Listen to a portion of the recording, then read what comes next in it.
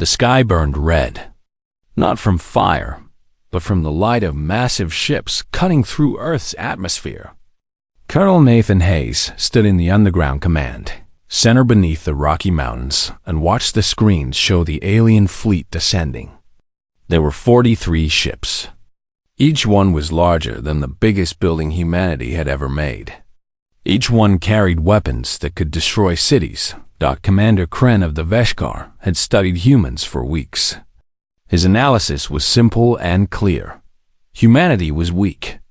The species had weak bodies. Their bones could break easily. Their skin could be cut with simple weapons. Their technology was primitive compared to Veshkar power. Their military was scattered and unorganized. Conquest would take 6 hours, maybe less. What Kren did not know was that humanity had prepared for this invasion for 40 years. When the first alien signals came from deep space, humanity had started building. They built underground bunkers. They built hidden military bases.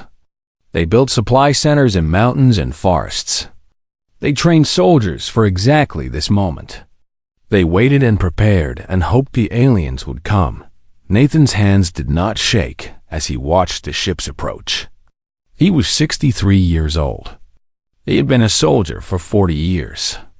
He had never fought an enemy he could see coming months in advance. Now he had this gift. Now he knew exactly when they would arrive.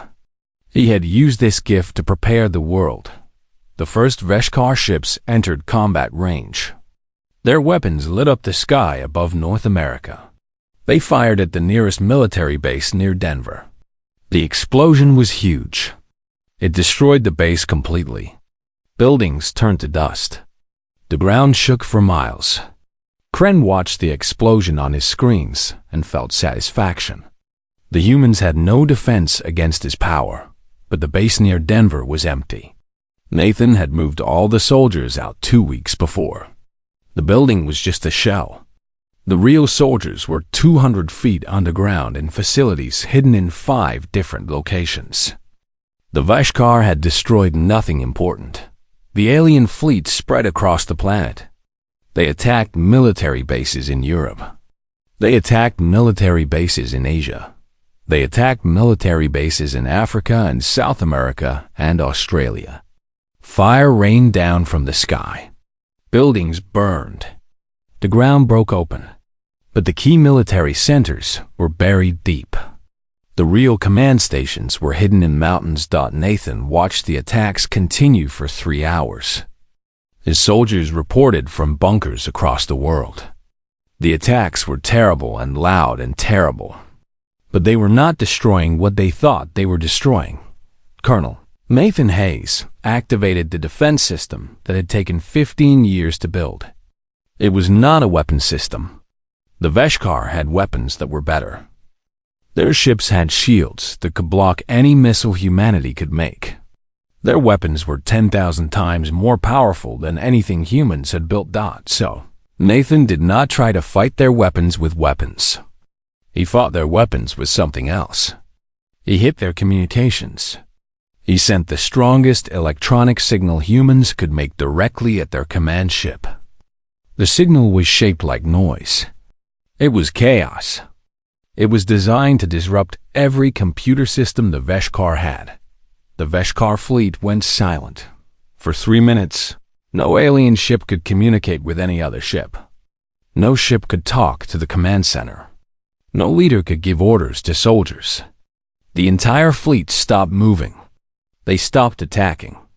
The alien soldiers on the ground stopped fighting. Nathan's soldiers used those 3 minutes. They attacked the landing zones. They used weapons. They used tactics.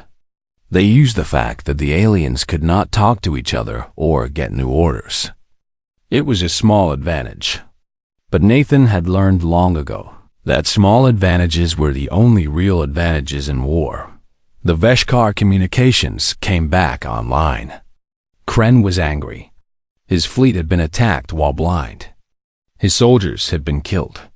His landing zones were damaged. He sent out new orders. Attack harder. Kill faster. Destroy everything. The invasion intensified. The Veshkar did not have human weakness. They had strength.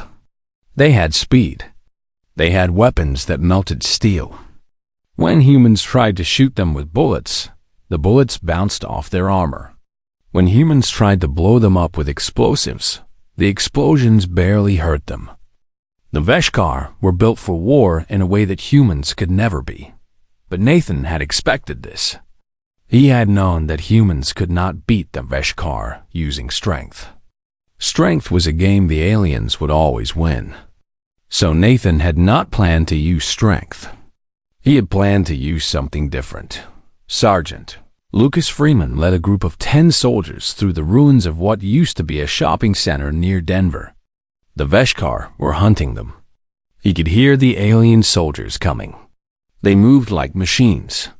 They made sounds that hurt human ears. Their footsteps were heavy and loud. Lucas knew the shopping center well. He had trained here for 3 months. He knew every store. He knew every hallway. He knew which buildings were connected underground. The Veshkar did not know any of this. They only knew that there were humans here and they needed to kill them. Lucas led his soldiers through a hallway that looked like a dead end. But there was a door hidden in the wall. The door was made to look like a wall.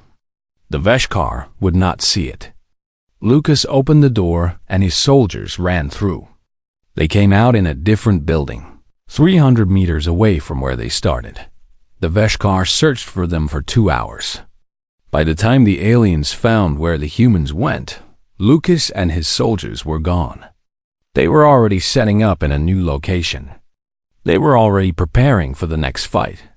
This was the war that humanity would fight. Not a war where humans could match the aliens in strength, but a war where humans could match the aliens in knowledge and speed and cleverness. Every soldier had studied the maps of their city. Every soldier knew where to run. Every soldier knew how to disappear and appear in a new place.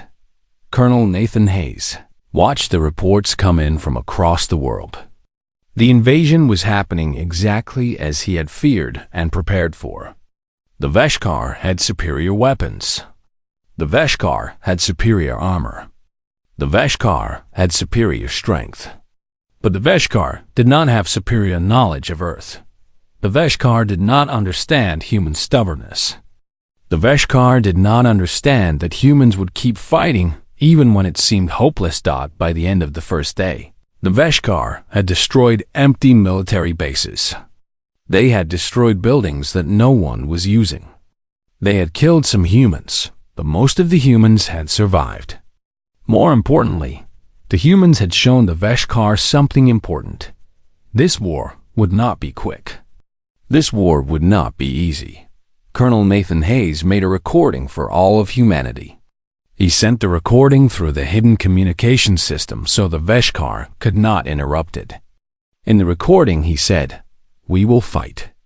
We will lose soldiers. We will lose friends. But we will not surrender. We will not give up. We are humanity, and this is our world. These aliens came to conquer us. Let's show them why that was a mistake." The soldiers across the world heard the message. They cleaned their weapons. They checked their supplies. They prepared for the battle that would determine whether humanity would survive or die as slaves to alien masters. The real war was just beginning. The Veshkar landed their ground forces in every major city. They moved like a wave of destruction. Their armor was dark and perfect. Their weapons made sounds that hurt human ears. They expected to crush the human resistance in hours. They did not understand that hours would not be enough. Sergeant Lucas Freeman stood on the roof of a burned-out building and watched the alien soldiers march through Denver. There were 200 of them. They were organized. They were powerful. They were hunting for human soldiers. What they did not know was that Lucas had placed soldiers in 20 different positions around them. The soldiers were hidden. They were waiting. Lieutenant Kevin Brooks was the one who made the decision. Kevin was 35 years old. He had been a soldier for 12 years. He had studied alien tactics for 5 months. He had learned how the Veshkar moved. He had learned how they thought. He knew they expected humans to fight like humans had always fought, standing in lines using brute force, trying to match alien strength with human strength. Kevin did not plan to fight that way. He had prepared a different kind of fight. He gave the signal. 10 rifles opened fire at once. The bullets hit the Veshkar formation. Some bullets bounced off their armor and did nothing. Some bullets found the joints in their suits where the armor was weaker. 2 Veshkar soldiers went down. They did not get back up. The alien soldiers stopped moving. They turned toward the fire. They sent their own shots back at the humans. The weapons were powerful. One shot hit the building where Corporal Sarah Mitchell was hiding. The wall exploded. Dust filled the air. For a moment, everyone wondered if Sarah was dead. But Sarah was not dead. She was in a different part of the building. The Veshkar did not know where the shots came from. They did not know where the humans were. They started moving toward the building's dot. This was the moment Kevin had been waiting for. He gave a second signal. The soldiers stopped shooting. They ran. They did not try to stand and fight. They did not try to match the Veshkar weapon for weapon. They just ran. The Veshkar followed. The alien commander thought he was chasing humans who were running away in fear. What he did not understand was that the humans were running toward a prepared position. They were running towards something much more dangerous than simple gunfire. Lucas Freeman led the Veshkar soldiers into a street that went between 2 tall buildings. The street was narrow. The alien soldiers marched forward in formation. They did not know that the buildings above them had been prepared. They did not know that every window had people in it. They did not know that the street itself had been booby-trapped 3 days before. Kevin gave the third signal. Everything happened at once. Grenades fell from the windows. They exploded. The street filled with fire and sound and pain. The Veshkar soldiers went down. Some of them were dead. Some were wounded. Some were trying to understand what had happened. The humans did not stop. They did not wait to see what the aliens would do next. They ran again. They disappeared into buildings. They vanished into tunnels. They went places the Veshkar did not know about. The alien commander was confused. His soldiers were dying. His soldiers were being hurt. But he could not catch the humans. Every time his troops moved toward the enemy, the humans disappeared. Every time he found a position, it was empty. The humans seemed to be everywhere and nowhere at the same time. This happened again and again and again. In the morning, the Veshkar soldiers were confident. By noon, they were scared. By evening, they were angry and desperate. Private Ashley Cooper was 18 years old. She had joined the military 2 years before the invasion. She was smart and fast, and she did not make mistakes. She was part of Kevin's core unit.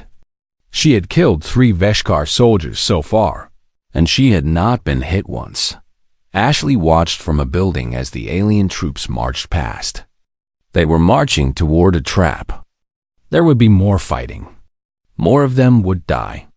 Maybe some of her friends would die too. Ashley had seen death before. 2 of her friends were dead already. More death was coming, but Ashley did not feel sad or scared. She felt something different. She felt like she was doing what she was supposed to do. She felt like this was her purpose. The aliens had come to take her world.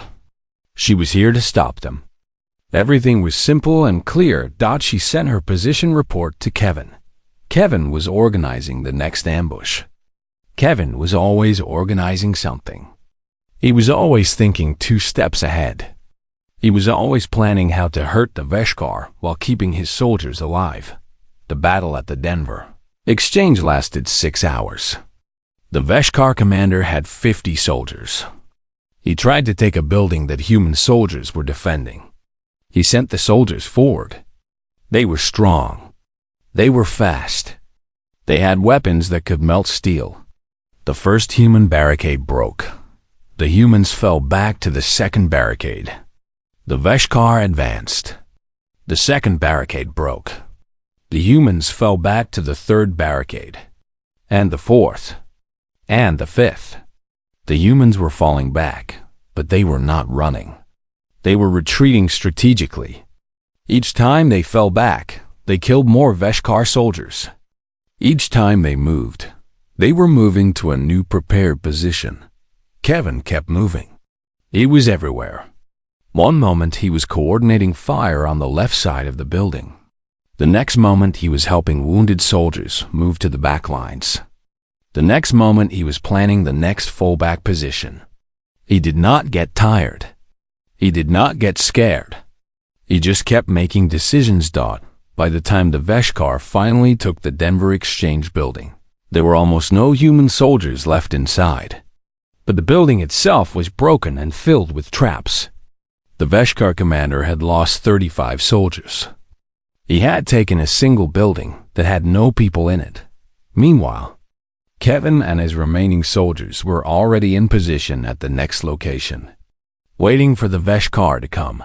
Across the world, the same thing was happening. In Europe, human soldiers were fighting and falling back. In Asia, human soldiers were killing Veshkar troops. In Africa, human soldiers were using the desert and the mountains. The Veshkar expected to conquer the world in days. Instead, they were discovering that humanity was far more dangerous than they had thought. The Veshkar had expected to fight humans who used guns and explosives. They had prepared defenses for that. What they did not expect was humans who understood terrain. Humans who understood how to use a city against invaders. Humans who understood that sometimes the smart move was to retreat, not to stand and fight.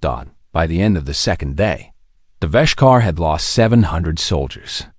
Humanity had lost 2,000. But the invasion had not conquered a single major city. The Veshkar had landed in 40 places. They controlled none of them. They held sections of cities. But they did not hold the cities. And more importantly, the Veshkar were beginning to learn what every human soldier already knew. This was going to be a long war. This was going to be bloody. This was going to test everyone. But humanity was not going to give up. Humanity was not going to surrender. Humanity was going to keep fighting. Kevin stood in a command post and looked at the map. Red marks showed where the Veshkar were. Blue marks showed where human soldiers were. The blue marks surrounded the red marks. The humans were winning the strategy game, even if they were losing some battles. Kevin made a new plan for tomorrow. More ambushes. More traps. More falling back and regrouping. It would be hard. It would hurt. But it was working. The Veshkar were learning that Earth belonged to humans, and humans were willing to fight for their home in ways the aliens had never seen before. Admiral Vexther commanded the Veshkar fleet from the command ship in orbit. He was analyzing the invasion data, and the numbers did not look good. The ground forces had lost 800 soldiers. The humans had lost 3,000. By the numbers, the Veshkar should be winning. The Veshkar had more soldiers in the field. The Veshkar had weapons that were better. The Veshkar had armor that was stronger. But the data showed something strange. The human forces were not breaking. The humans were not surrendering. The humans were not even asking for peace. The humans were fighting harder as the days went on. This made no logical sense. Humans should break when they started losing. Humans should give up when the situation became hopeless. But these humans were not doing that. Vexther sent a message to Commander Kren. He told Kren to increase the attacks. He told Kren to focus on civilian populations. The Admiral believed that if humans saw their families dying, they would stop fighting and would surrender. This was how alien wars usually worked. When you killed enough civilians, The warriors would lay down their weapons and accept defeat. But Vexter did not understand humans. When humans saw their families dying, they did not surrender. They fought harder. They became more angry. They became more willing to die if it meant protecting the people they loved. Captain Maria Santos was a pilot. She flew fighter jets. She had been flying jets for 10 years. Before the invasion, she had been a test pilot, flying experimental aircraft. Now she was a fighter pilot, and her job was to hit the Veshkar fleet. Maria sat in the cockpit of her jet. The plane was old, built 30 years ago. But it was fast. It was maneuverable. It was built for a pilot who understood speed and danger and death. Maria understood all of these things. She listened to the radio. The other pilots were reporting. 3 of them had been shot down. One of them was pilot David Porter, who had been her friend for 8 years. They had flown together dozens of times. Now David was dead. His jet had been hit by alien fire. He had tried to eject, but it was too late. Maria felt anger. She felt sadness. But mostly she felt purpose. She had a mission. The Veshkar command ship was up there, controlling the invasion. If they could damage the command ship, if they could hurt the admiral, maybe the invasion would become disorganized. Maybe humanity would have a chance. Maria pushed her jet to maximum speed. Her radar showed enemy fighters. 2 of them were moving toward her position. Her weapon system was armed. She had 6 missiles and ammunition for the guns. She had enough fuel for maybe 30 minutes of flying. The first Veshkar fighter came at her from the right. It was bigger than her jet. It was faster. Its weapons were better. But Maria had something the Veshkar did not have. She had been flying fighter jets since she was young. She understood how to make a jet move in ways that aliens who only read about flying would never understand. She turned hard. Too hard for the Veshkar fighter to follow. It tried to turn with her, but it was too slow. It was too heavy. It crashed into a mountain. Maria did not waste time watching it fall. The second fighter was coming from behind. Maria pushed her jet down toward the ground. The Veshkar fighter followed. She was flying faster than she had ever flown. The ground was getting closer and closer. A normal pilot would have pulled up. A normal pilot would have been scared. But Maria was not a normal pilot. She understood that sometimes the only way to win was to be willing to do something stupid and dangerous. She pulled up at the last second. Her jet screamed upward. The Veshkar fighter tried to follow, but they were not fast enough. They did not have the time to pull up. They hit the ground and exploded. Maria was alone now. Her fuel was low. Her ammunition was almost gone. She turned toward the command ship. It was up there, 10,000 meters above the earth. It was the ship controlling everything. It was the ship that had ordered the attacks on civilians. It was the ship that had killed David and thousands of others. Maria did not think about what would happen to her. She did not think about whether she would survive. She just thought about one thing: get to the command ship, damage it, make the aliens pay a price for invading. The command ship's defense system saw her coming. They began firing. Missiles came down from orbit like rain. Maria flew between them. One missile passed so close to her jet that she felt the heat. Another missile hit her wing and tore it apart. The jet started to fall, but Maria was still moving forward. She was still flying toward the command ship. She did not eject. She did not try to save herself. She just kept going. She reached the command ship. She was moving at 800 kilometers per hour. She fired everything she had left. One missile hit the shield generator. Then another. The shields started to fail. The command ship's weapon systems began to shut down as the damage spread. Maria ejected. Her seat shot upward and her parachute opened. She watched her jet continue forward and hit the command ship directly. The explosion was huge. It was brighter than the sun. Maria hung in her parachute and watched the alien command ship burn. She would be captured. The Veshkar would find her and probably kill her. She accepted this. But Maria had done her job. The command ship was damaged. The shields were down. The Admiral's ability to command his forces was gone. The explosion was visible from Earth. Colonel Nathan Hayes saw the flash in the sky. He understood what it meant. A pilot had sacrificed herself to damage the command ship. That pilot was dead or would be dead soon. But the sacrifice had worked out all across the Veshkar fleet. Something changed. The ships realized their shields were weaker.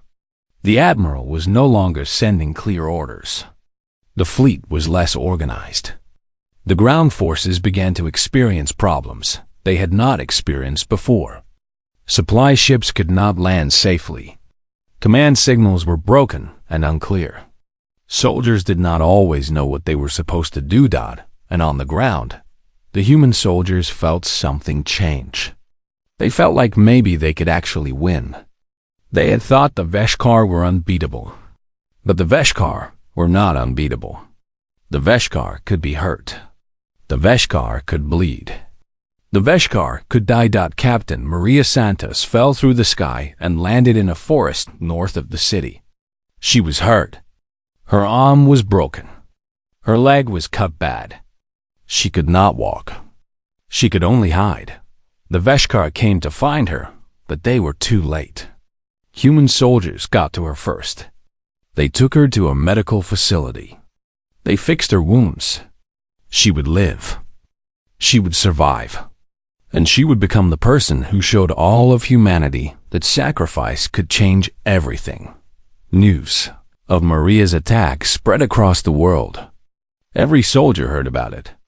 Every soldier knew that an Air Force captain had destroyed the alien command ship and lived to tell the story.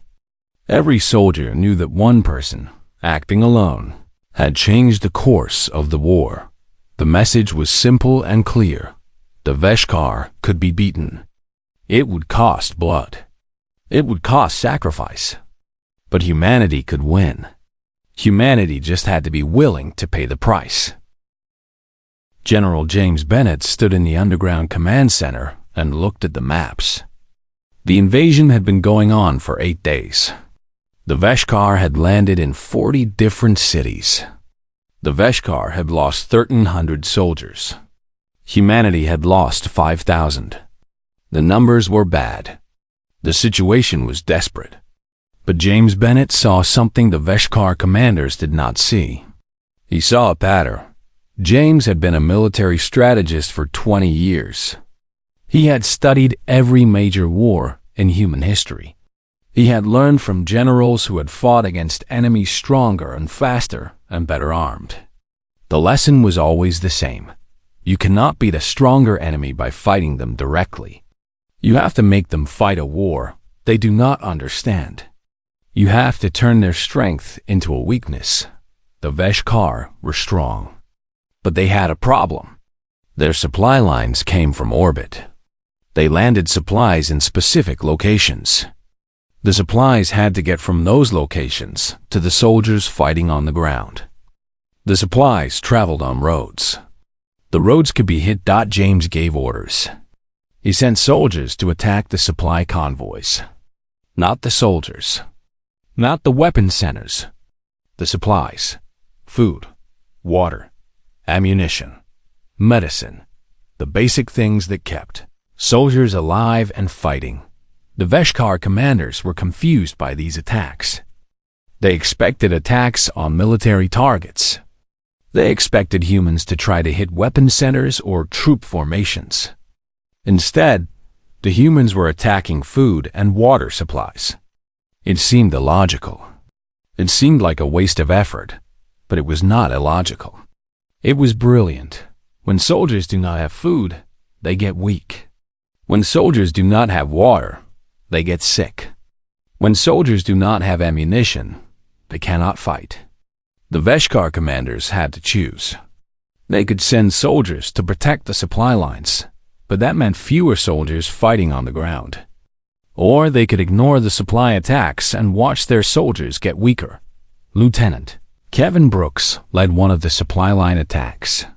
He had studied the Veshkar supply routes for days. He knew where the convoys traveled.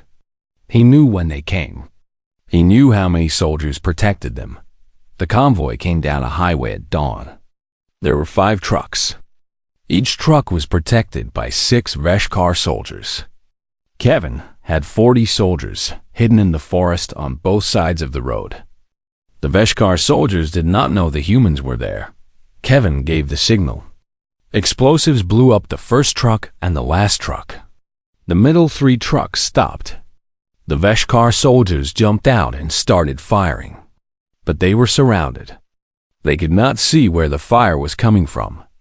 They could only fire in the direction of the noise. Kevin's soldiers were trained to hit targets they could see and then move. 1 shot and then move.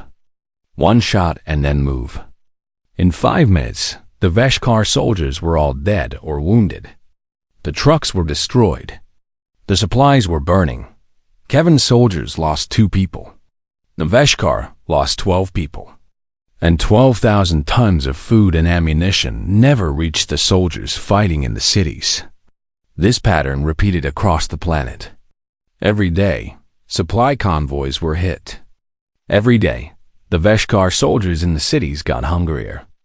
Every day, their ammunition supplies got lower. Commander Kren realized that his invasion was failing. Not because of the soldiers he was losing in combat, but because of the soldiers he was losing to starvation and sickness.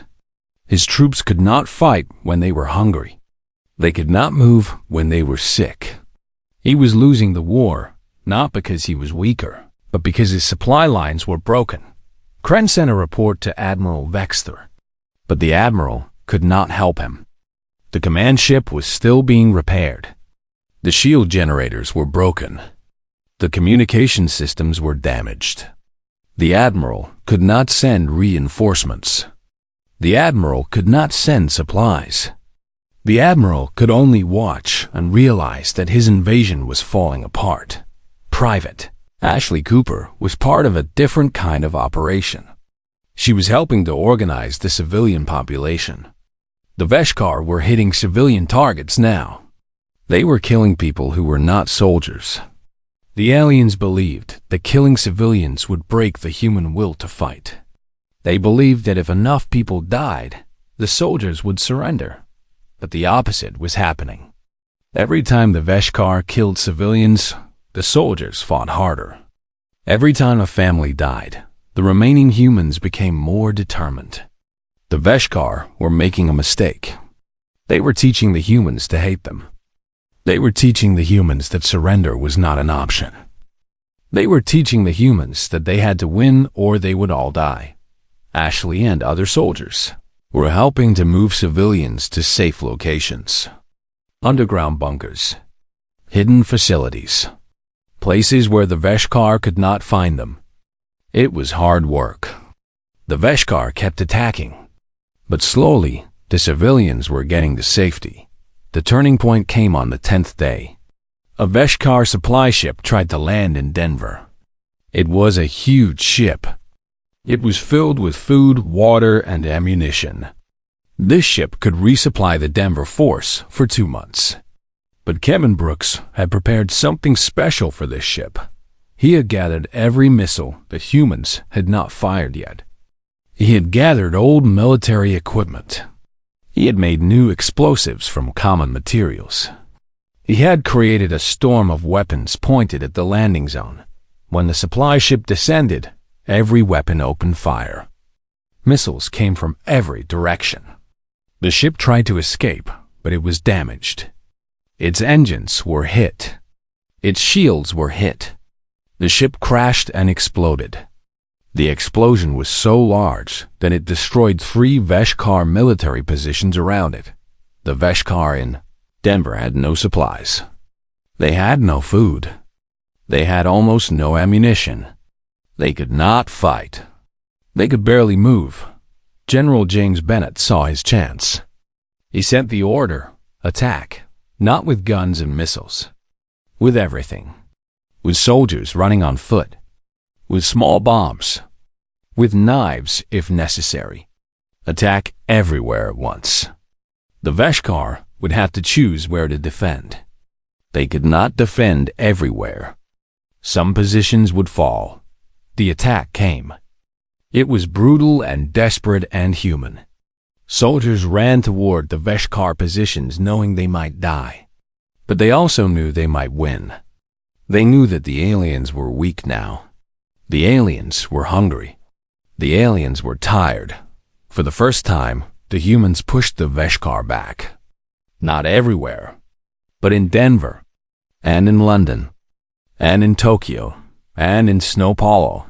The aliens who had seemed unbeatable were now retreating. They were falling back.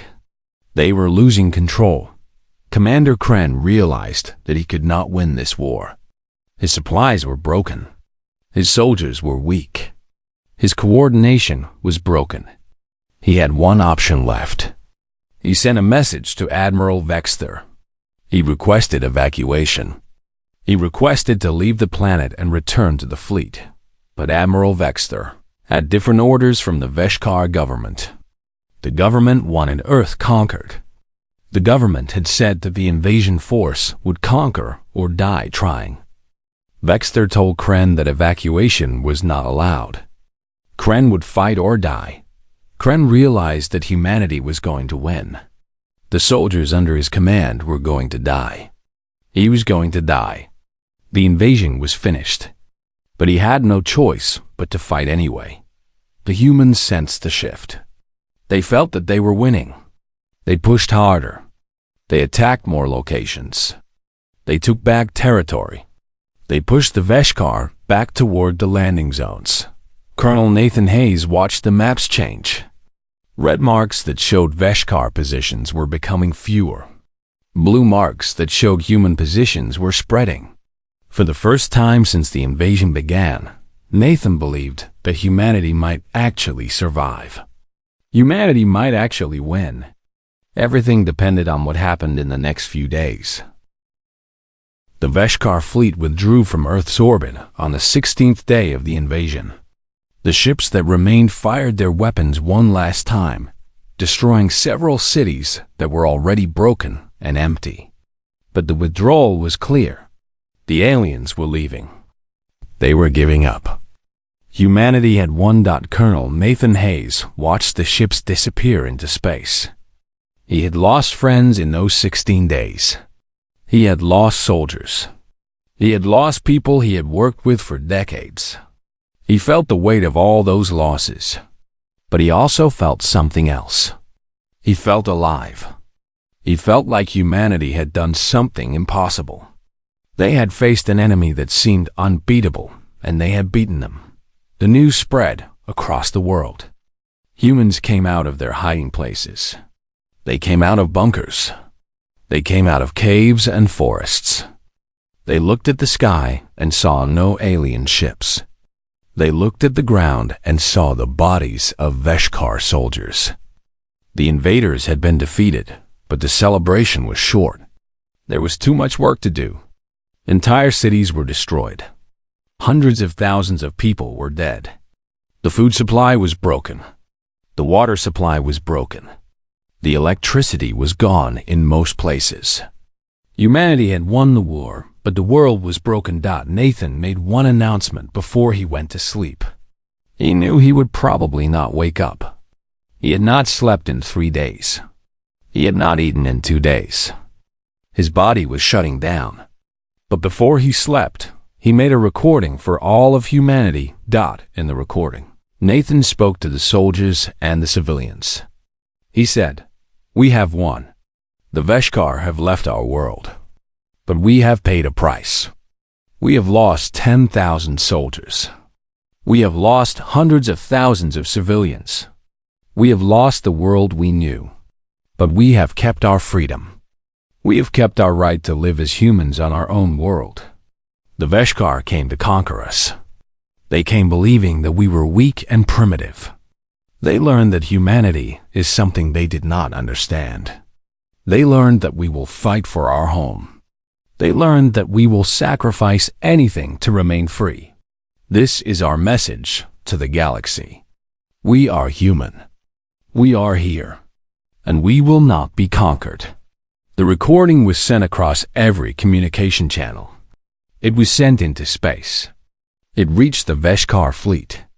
It reached the Galactic Council. It reached every alien species that had been watching the invasion. The galaxy received the message with shock. The Veshkar, one of the most powerful military species in known space, had been defeated by a primitive species. Humanity had not won with superior weapons. They had won with tactics. They had won with sacrifice. They had won with the refusal to surrender. Over the next weeks, the Veshkar government made an official statement. They said, "The species called humanity on the planet Earth has proven itself to be a dangerous military force. The Veshkar Empire recommends that all hostile forces avoid direct conflict with this species. Humanity is not weak as we believed. Humanity possesses a quality that we did not expect. Humanity possesses the will to sacrifice everything to protect their world. This quality makes them more dangerous than their technology. All future contact with humanity should be approached with caution and respect." The statement was surprising. It was honest. It was something the Veshkar had never said about any species before. It changed everything. Traders from across the galaxy began to arrive. They came to trade with humanity. They came because humanity had shown that it could survive against the Veshkar. Humans must be strong. Humans must be worth something. The galaxy began to see Earth differently. Military strategists from dozens of alien species sent representatives to Earth. They wanted to study how humanity had survived. They wanted to understand the tactics. They wanted to learn from the humans. The planet that had been unknown and ignored suddenly became important. Captain Maria Santos was offered a position as a military advisor to the Galactic Council. She refused. She said she was a pilot, not a politician. But she agreed to speak to military schools across the galaxy. She told the story of how she had destroyed the Veshkar command ship. She told them that the most important thing in war was not how strong you were. It was how much you were willing to sacrifice. Sergeant Lucas Freeman returned to Denver. His city was broken and destroyed. But it was his city. He spent his days helping to rebuild. He helped clean up the rubble. He helped organize the rebuilding efforts. He did not talk much about the war. But young humans who were too young to remember the invasion would ask him what it was like. He would tell them the truth. It was terrible. It was hard. It was the most important thing he had ever done. Lieutenant Kevin Brooks was promoted to colonel. He was asked to help train the new military. The new soldiers of Earth needed to learn what Kevin knew. They needed to learn how to fight against superior forces. They needed to learn that technology was not everything. Will was everything. Private Ashley Cooper became a teacher. She taught young humans about the war. She told them that war was not something to celebrate. War was something to avoid. But sometimes war came to you. Sometimes you had to fight. And when you had to fight, you had to be willing to sacrifice everything. General James Bennett wrote a book about the invasion. In the book, he explained the strategy that had won the war. He explained how supply lines were more important than weapons. How exhaustion was a better weapon than armor. How making your enemy fight a war they did not understand was better than fighting them directly. The book was read by military schools across the galaxy. It changed how wars were fought everywhere. Colonel Nathan Hayes recovered from his exhaustion. He slept for 3 days straight. When he woke up, he was still alive. His body was still strong, but his mind was changed. He had seen humanity at its best. He had seen humans do things they never thought they could do. He had seen soldiers sacrifice themselves without thinking about it. He had seen a pilot attack an alien command ship alone. He had seen civilians organize to help each other survive. Nathan looked at the Earth from the highest mountain he could reach. The planet was broken. Cities were destroyed. The ground was scarred. But humanity was alive. Humanity was free. Humanity had proven something to the galaxy that could never be forgotten. He made a final recording. In it, he said, "The Veshkar came to our world believing we were weak. They left believing we were strong. But we were never as weak as they thought. And we were never as strong as we became. What happened during this invasion showed us something about ourselves. We are capable of amazing things when we fight for something we love. We are willing to sacrifice everything for our freedom. The Veshkar learned this. The galaxy is learning this. But most importantly, we learned this. We learned that humanity is something special, something worth fighting for, something worth protecting.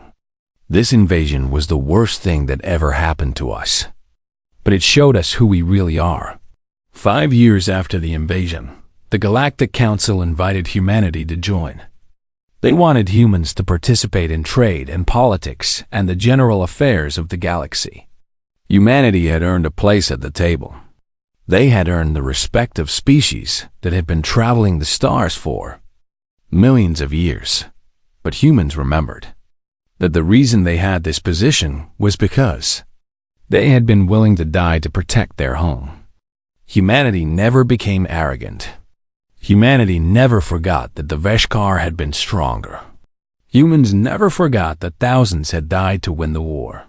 Earth became known throughout the galaxy as the planet of warriors. The planet where a primitive species had defeated one of the most powerful military forces in known space.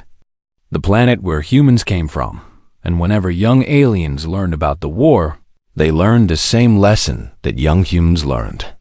They learned that will was stronger than weapons. They learned that sacrifice was stronger than armor. They learned that a species willing to die to protect their home could defeat any enemy. They learned the lesson the Veshkar had learned. They learned about humanity.